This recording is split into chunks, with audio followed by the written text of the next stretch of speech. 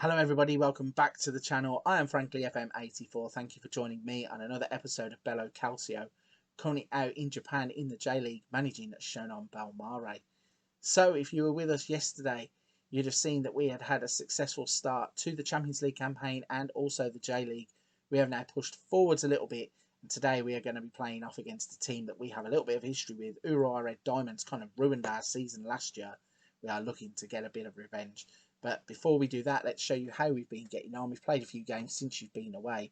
We hit the schedule tab. You can see since Chorizo Osaka, we've been in absolute stellar form. The first game that we played was against Constable Sapporo. We won that game 3-0. Goals from Mita and Kuwahara. 27 shots, 13 on target. Absolutely dominated to get 3 points in that game. We then beat Shimizu S-Pulse at home. 3-1, 3 more goals. Taro Mita, Nishikawa getting 2, Hayashi having a goal disallowed also. We had 28 shots, 13 on target in another game where we didn't really give them too many chances and were clinical in front of goal ourselves. We then played Suwon Blue Wings, another Champions League game. This was the one I thought might have been a bit tougher. It wasn't. We blew them away 7-2, and at one point we were 5-0 up. We had goals from Nishikawa, Hatanaka, Hayashi, Kitahara, 2 from Mita, and then finally a hat-trick for Mita in the 94th minute with a penalty. Again, completely overrunning Suwon Blue Wings in every department to get an easy win. We then rolled on and played against Tokushima Vortis. We beat them a sound 5-0 on the road. 31 shots, 15 on target there. Goals from Quinones, Atangana, Hatanaka, Nishikawa, and an own goal from Cesar, giving us 3 more points and another 5-0 victory. We then beat Sanfrecce Hiroshima 2-1 in a home game. Goals from Campagna and Machida in the 95th minute, where the game looked, it was just a bit topsy-turvy. We scored early, conceded late, and then scored even later to get ourselves 3 more points. And then in the Champions League, just as we did early on in the season, Yangon United beat them 7-0.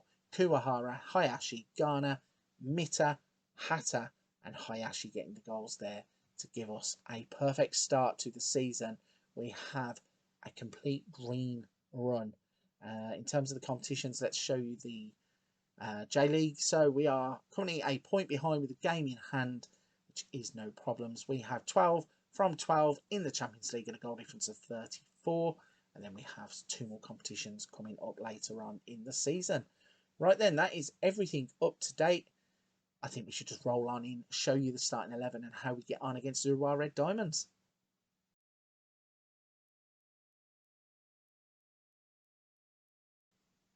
Here we go then, we are on a roll and we're going to look to keep the good times going. And the starting 11 we are going to put out is Tani in goal, Hata, Calvo, Hatanaka and Campagna at the back.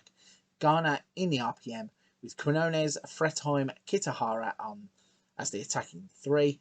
And then we've got Nishikawa and Machida up top. Mito is getting a little bit of a rest. I did think playing him in every single game of the season.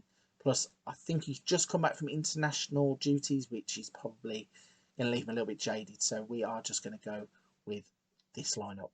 Let's jump in and show you how we get on against Urawa Red Diamonds. Here we go then. Another J-League game is up and running. Nothing happening in the opening 5 minutes for a change. But there is a throw-in after 6 minutes, call it 7. Quinones is on the ball down here now. He's going to beat one man. He's going to beat that man again.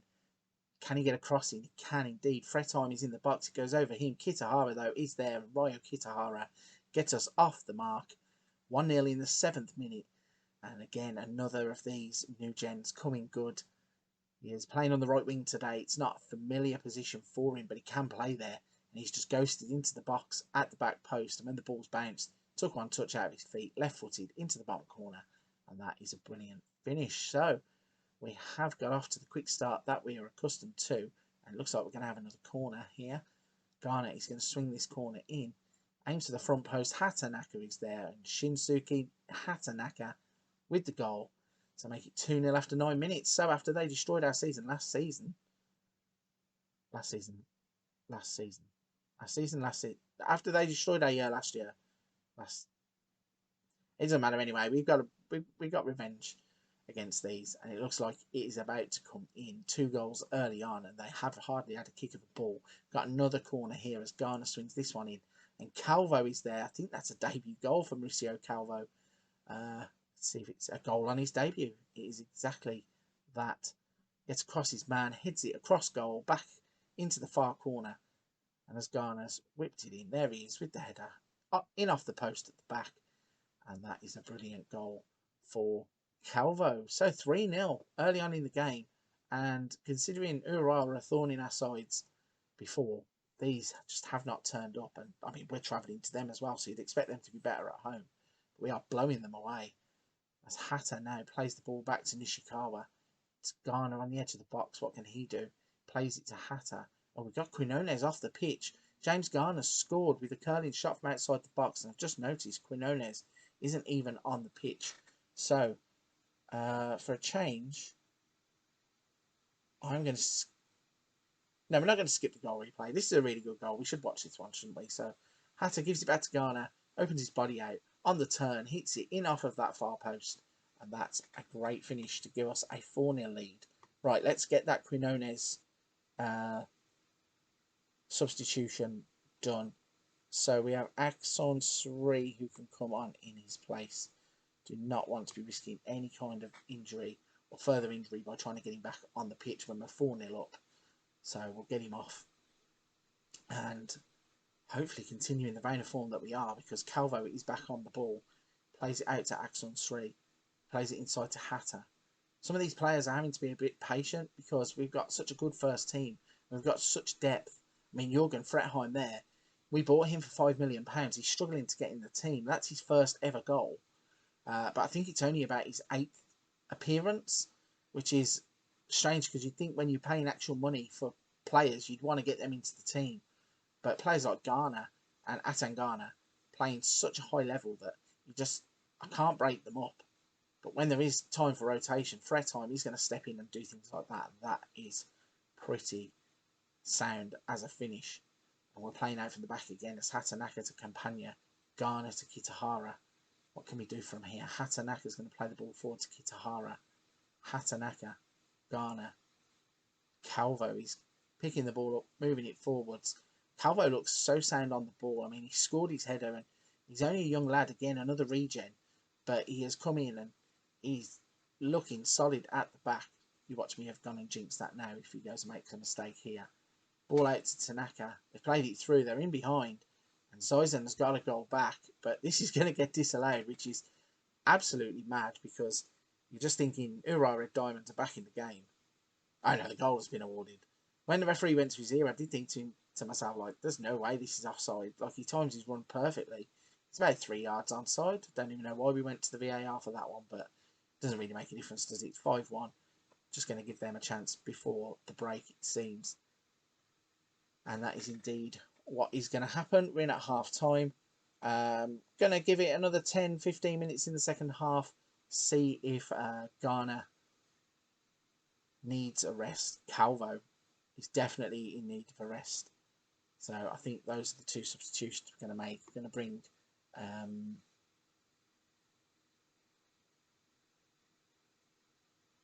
okay, so we are going to bring on Omnom for Calvo and also bring on Pongswan for Garner.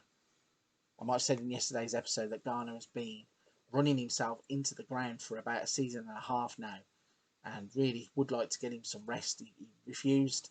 I suggested resting him at one point and he refused, which was okay because he wants to play football, that's fine. But then, looking at him now, tiredness is creeping in. They've scored again here, and again, it's going to go to VAR for Zoizen. He's left the ball behind, so it probably says it's going to be disallowed. No, the goal's awarded, and he turns back to try and go and get the ball again.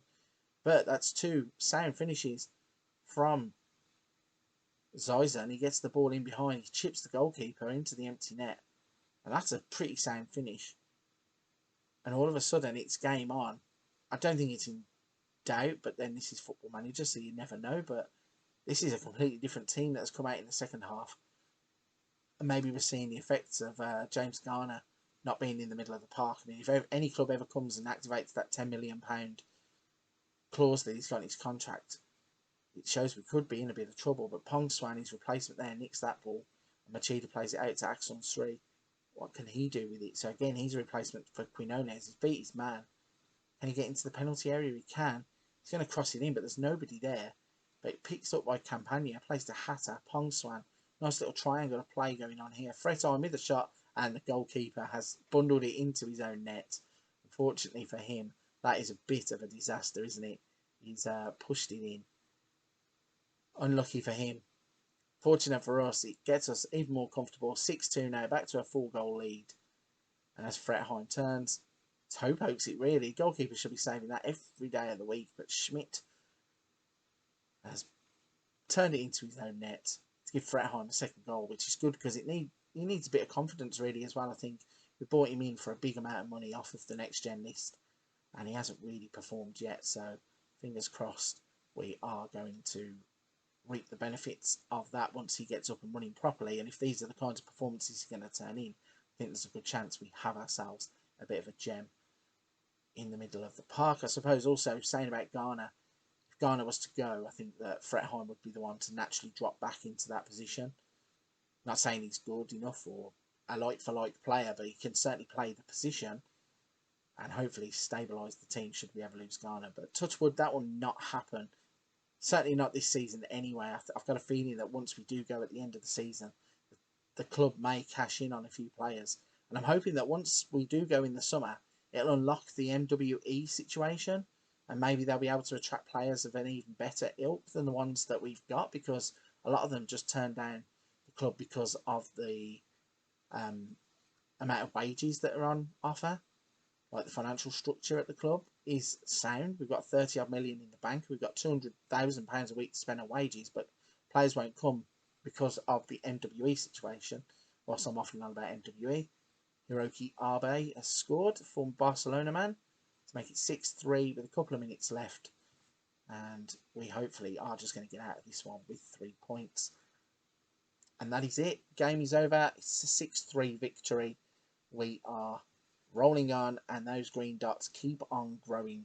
And we have another 3 points in the J-League. We go top now by 2 points, having played the same amount of games.